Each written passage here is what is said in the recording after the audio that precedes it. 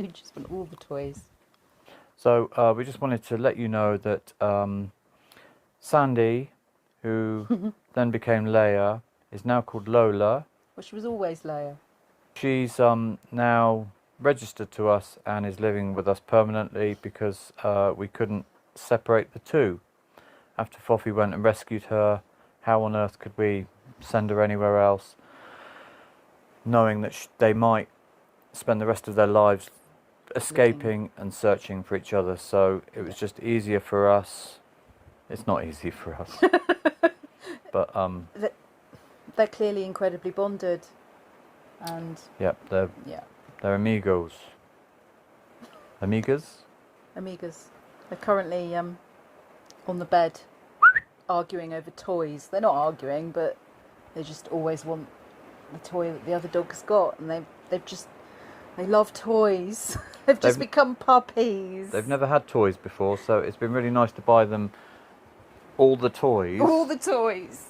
And oh, what are you doing?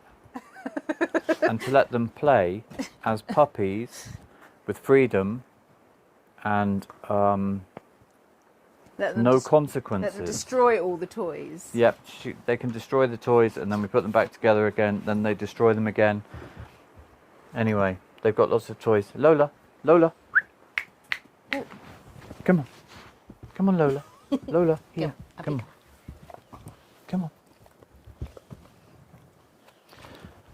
So anyway, they're staying here. Sarah's going back to the UK tomorrow. I'm staying here.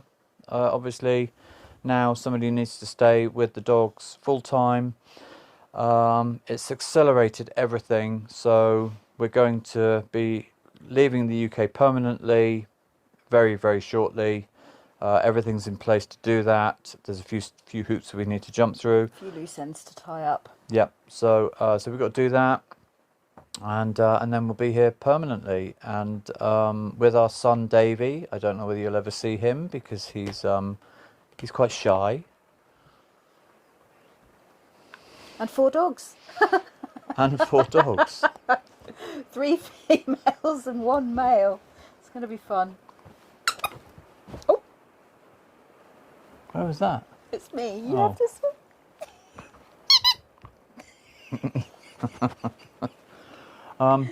So Never gets old. So because I went to go and work in the UK, it enabled me to buy a chainsaw. So it's been on the shopping list for at least 12 months, but we haven't been able to stretch to one. So we've got a chainsaw. It's all about trying to reduce outgoings, and we can now harvest our own timber and process our own timber. So there's a bit about that in the video.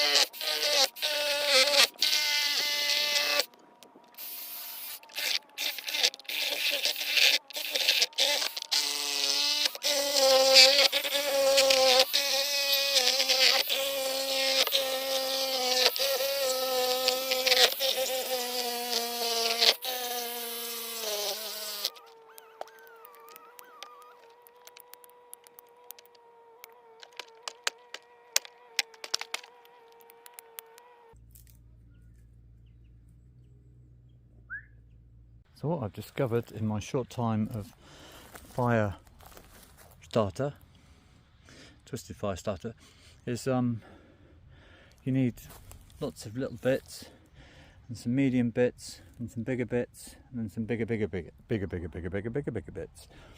So this was the dead tree. Another thing I've learned is when you take a tree down, just process it, cut it all up there and then put it away, and then you don't have a cottage full of unprocessed timber. Okay. So these were the roof poles that were up there in the cottage. This was the pine tree that fell down earlier. These are some olive branches, some dead olive branches. Anyway, this has turned into my wood processing plant, my wood store. It just makes sense to chop these up and use them for firewood, so that's what I'm going to do now.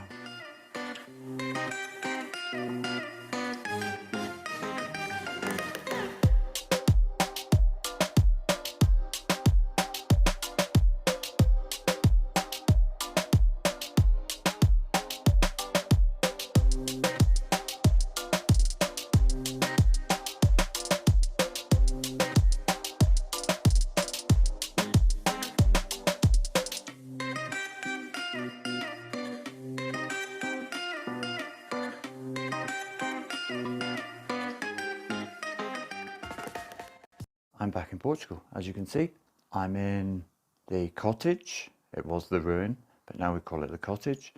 And it's currently the Casa de Madeira, the house of the wood, because we've got nowhere else to store our wood and to dry our wood. So just for this moment in time, this is where we're going to store, process and dry our wood until I can build a proper wood store.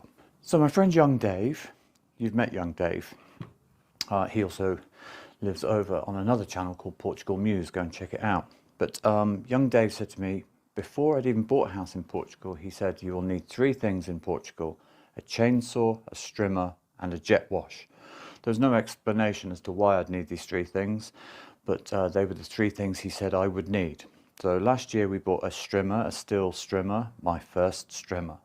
And because I had to go back to the UK, it enabled me to buy my first chainsaw. And isn't she a beauty?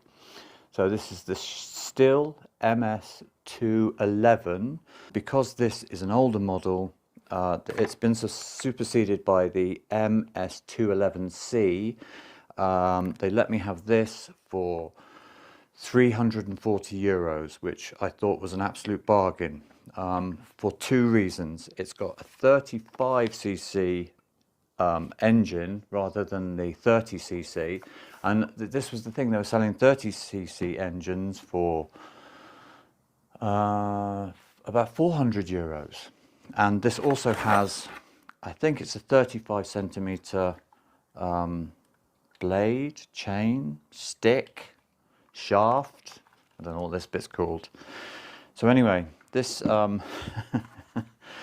this is I've obviously, if you want to learn how to use a chainsaw, then you just watch loads of YouTube videos, which I've obviously done, and I've learned how to operate a chainsaw.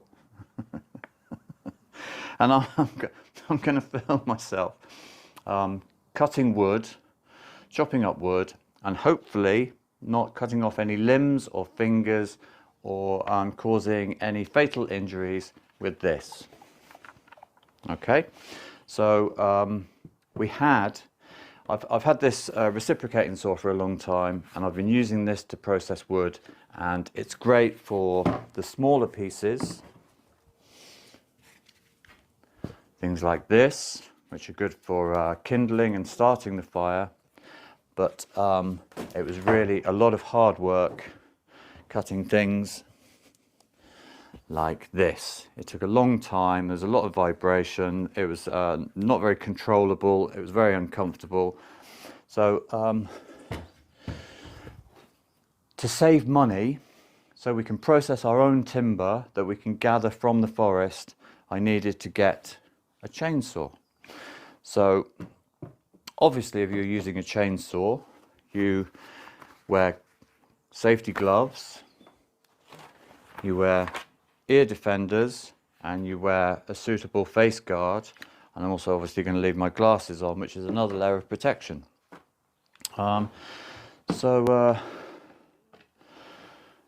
Let's go through the process of starting the chainsaw. Now they show me how to do this at the store, and I've watched a couple of videos, but I've never actually started one of these myself. So I believe there's a switch on the back here, which has several positions. The bottom one, if you pull the throttle in, you can push it down to choke, and then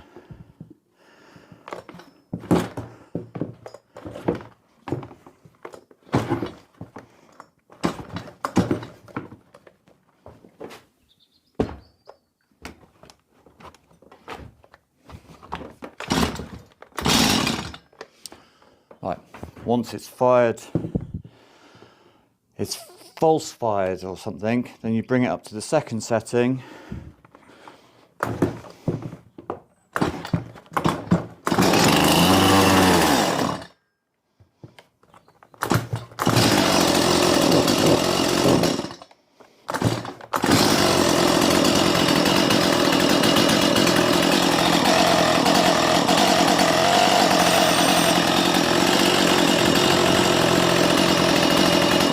Okay, this isn't scary at all.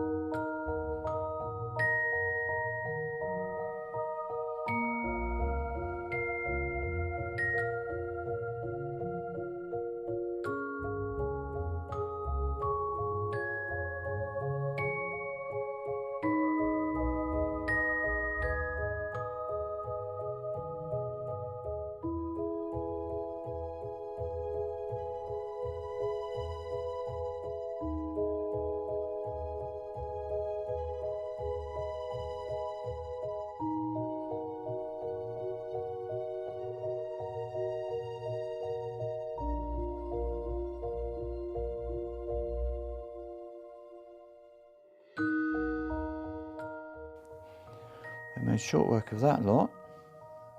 I've still got those chunks to do there. I've got to find a way of holding shorter pieces of timber steady. And then I've got these, which were the ridge and the purlins. Hello, Cecilia. Have you come to help? Hello, Cecilia. You're a good girl, aren't you? You're a good girl. Hello, Cecilia. Hello, Cecilia. So yeah, so I've got these. This is that was the ridge, and they're the two purlins.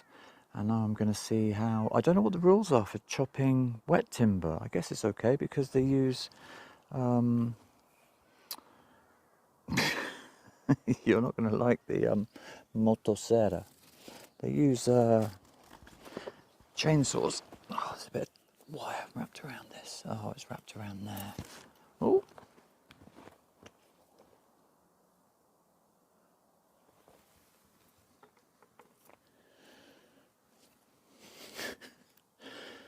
Okay. They use chainsaws to cut down fresh trees, so I'm guessing this is going to be okay. Anyway, let's fire it up. I must say, a chainsaw is just about the most fun I've had in a very long time. So what I've done is I've just jacked this one up, and then as I go along, I'll keep jacking it up, and then I'll work out how to do the other ones. in a different way. Hello, Tubbs. Tubbs. Tubbs. This is Tubbs. I really like Tubbs. He's a good boy.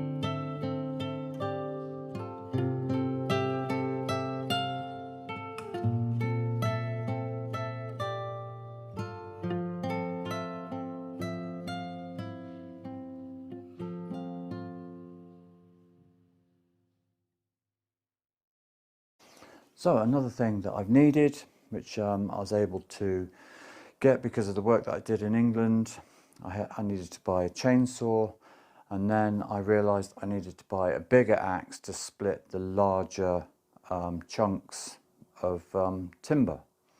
So I needed to get a splitting axe, and people seem to absolutely love the Fiskar's X27.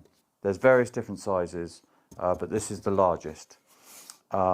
It's a fibre composite handle, so it's very light.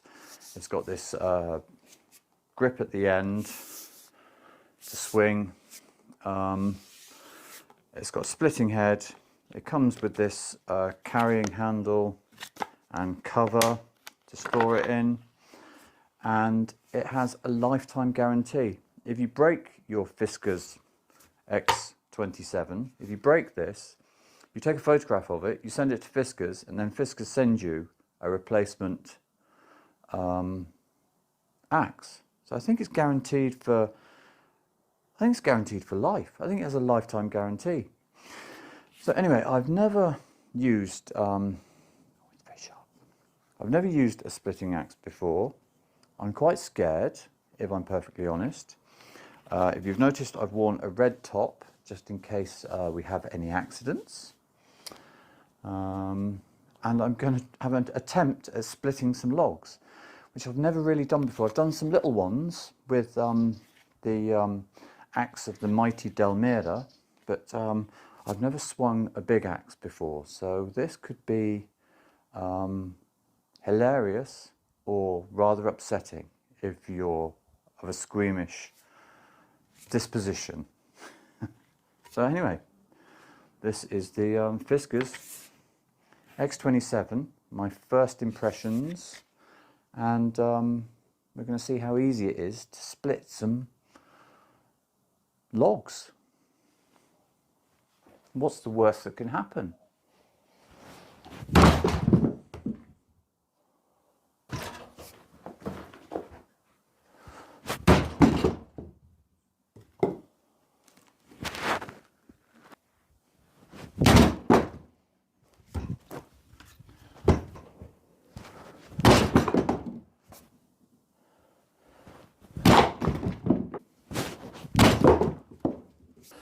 This is a much bigger, this is one of the, either the Purlins or the Ridge. They're much chunkier, they're wetter, Let's see what it does with this eucalyptus.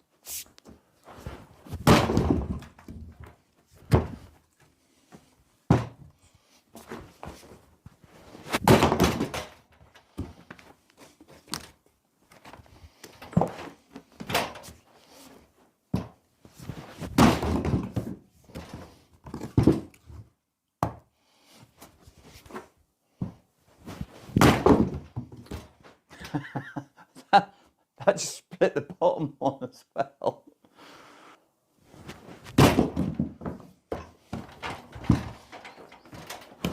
This is just the most fun ever.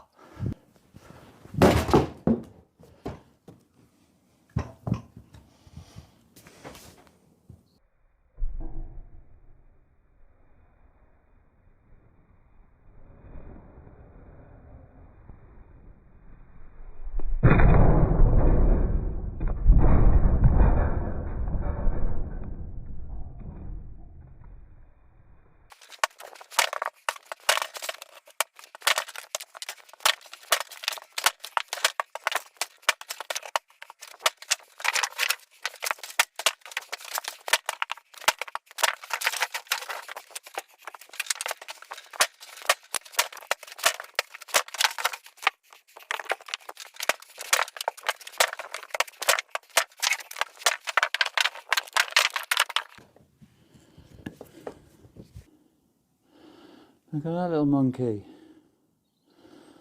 Capricorn beetle larvae, I'm guessing. Oh, that's an ugly little spud, isn't it?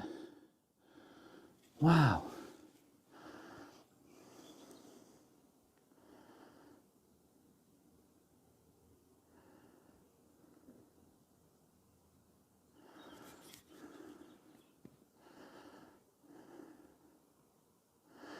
It looks a bit like a Willy.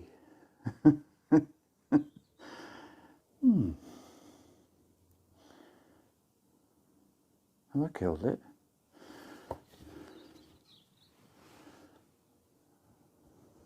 Wow. I don't know whether that's its front or its back.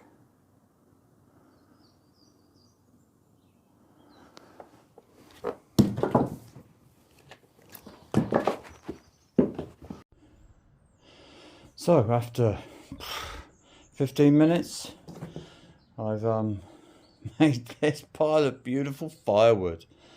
I've just got this lot to do, those bits over there to do, and I've got to chop up those logs out there. This thing's amazing. So, as you can tell, the Fiskar's X27 is a remarkable tool. I've just split a massive pile of timber in seconds. I've never done this stuff before, but it just means that making an investment in this and in the chainsaw means that we can gather wood from the forest, and we don't have to pay for heating, and our carbon footprint is reduced to zero. So would I recommend this? Absolutely. It's amazing. If you want to see Sarah having a go at splitting some logs with this, she doesn't think she can, but I think she could quite easily. She's some woman. So if you would like to see Sarah splitting some logs with the Fiskar's X27, then leave a comment down below and give us some encouragement. Okay, I'm going to go and eat some vegetable chili that she's made for me. She's back in the UK, sadly, but everything's tickety-boo. I'm guessing I'll see you one more time before Christmas, so we'll wait for the season's greetings until the next episode. I love this thing.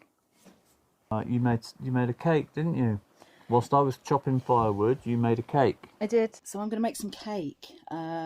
We have lots of carrots, we have lots of walnuts, and the oven that we've inherited when we bought the house, it's quite fierce, but carrot cake is quite a moist cake, and I think I can cook it slowly enough for it to be okay. Okay, so I've got some flour, self-raising,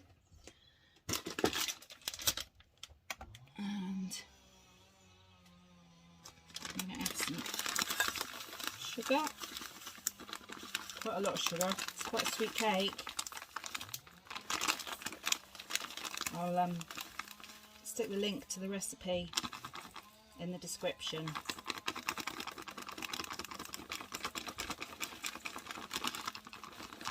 Yeah, a lot of sugar.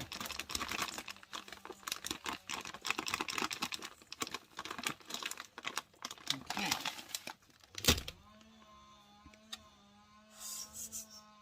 God, it's some noisy out there. Somebody's out there playing with a chainsaw. Right, I'm going to squash the lumps out of the sugar a moment.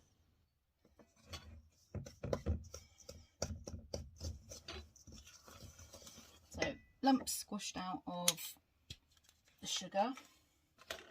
I'm going to add some cinnamon.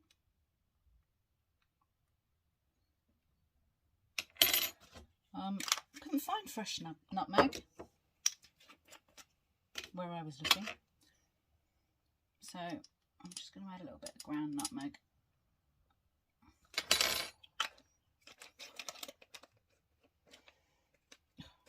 Get it back on there. So this cake is dead easy because you have all the dry ingredients and then you just add the wet ingredients, and there's no butter in it. It's got oil, which does keep it really nice and moist.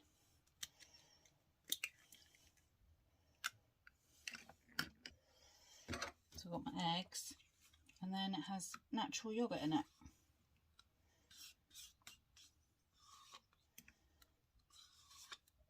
That's probably about 100 grams, I reckon. And a bit of vanilla.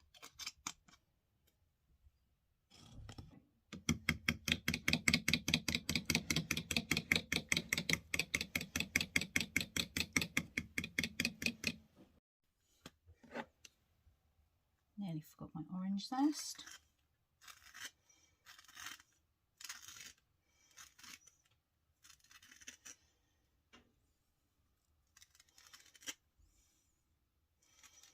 It says half, but I like orange, so I'll probably put a bit more in.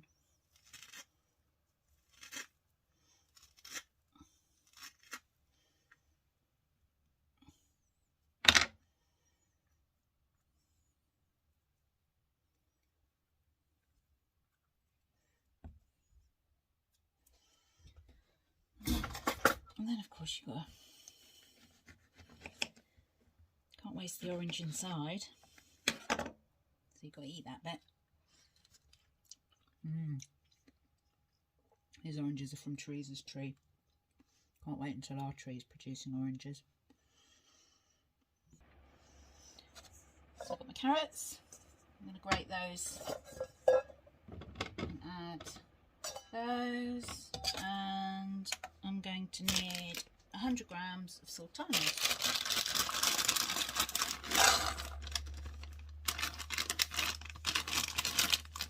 Oh, there's always one left in the bag, isn't there? Okay. Yeah. Oh, exactly 100 grams. Cool.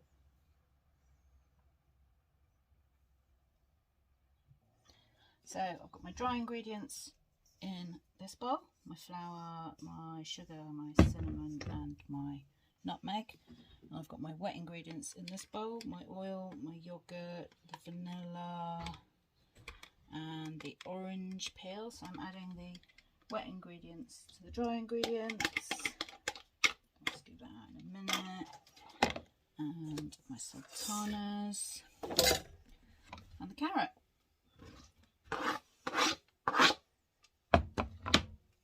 And then you just give all that a really good mix up. Dead easy. And then I just give that a really good mix.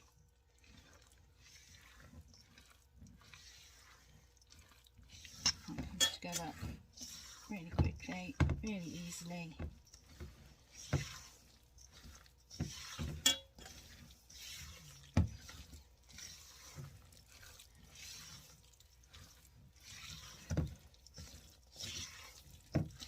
smells delicious.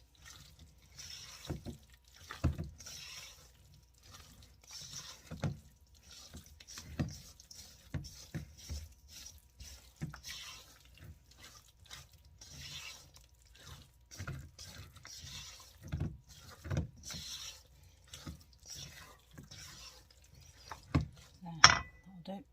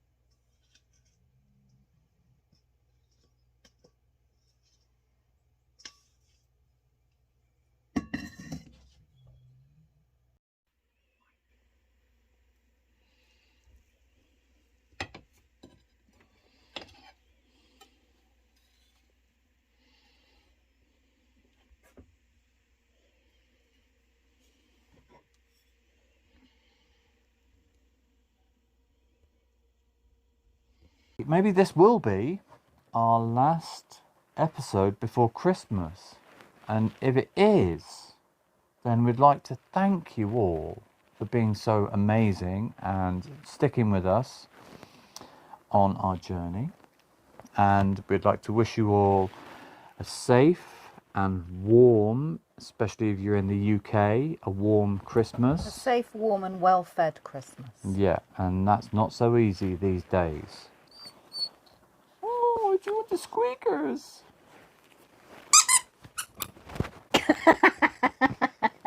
Oh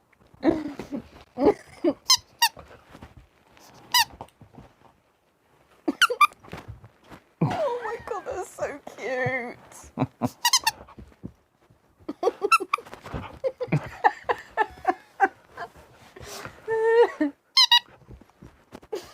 Anyway, if you've enjoyed this content, if you could please bop the like button. If you want to see more of our journey, then hit the subscribe button, and please bear with us. It's been very difficult to make any content that's interesting because of the weather. Anyway, Merry Christmas, Happy Christmas, Feliz Natal, Boa Festas, and hopefully we'll see you next week, but it's unlikely because it's probably going to rain next week.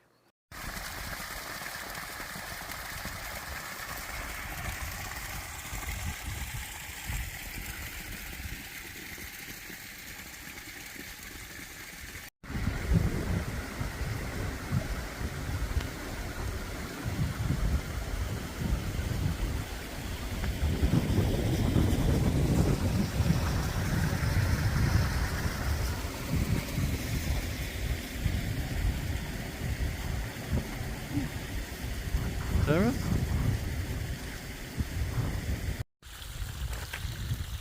Here.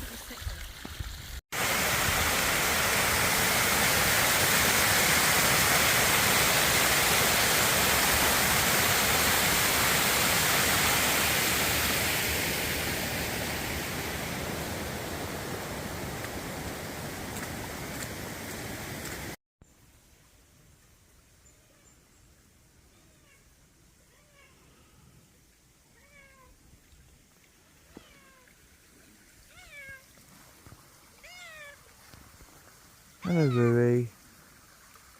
Alright, Willy.